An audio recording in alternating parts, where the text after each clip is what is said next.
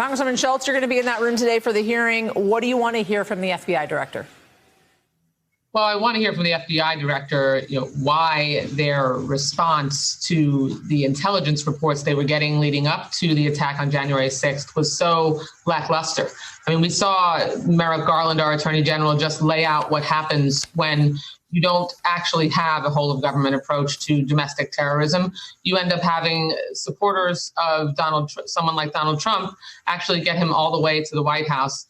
A United States Capitol sacking that was the worst in more than 200 years. And folks in the government, from the Department of Justice to the Department of Defense, who didn't have an appropriate or urgent response.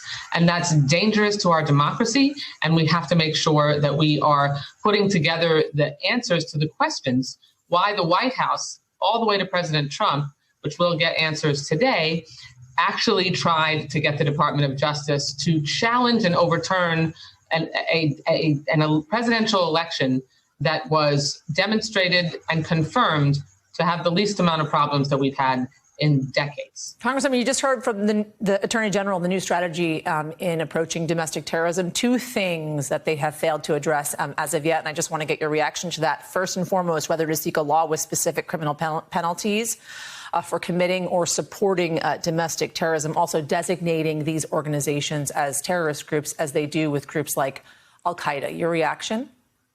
I support doing both of those things. It is absolutely essential that we make a crime with domestic terrorism a crime with real penalties. Punishment has to be certain, swift, and severe. And unfortunately, right now, when it comes to the crimes of domestic terror that we've seen all across the country, prosecuting for domestic terrorism itself, rather than getting at the more, component crimes, really is damaging to us being able to make sure that we can snuff out and get to the root cause of this rash of domestic terrorism that is wreaking havoc across our country. All right. I wish we had more time. Congresswoman Debbie Wasserman Schultz, thank you.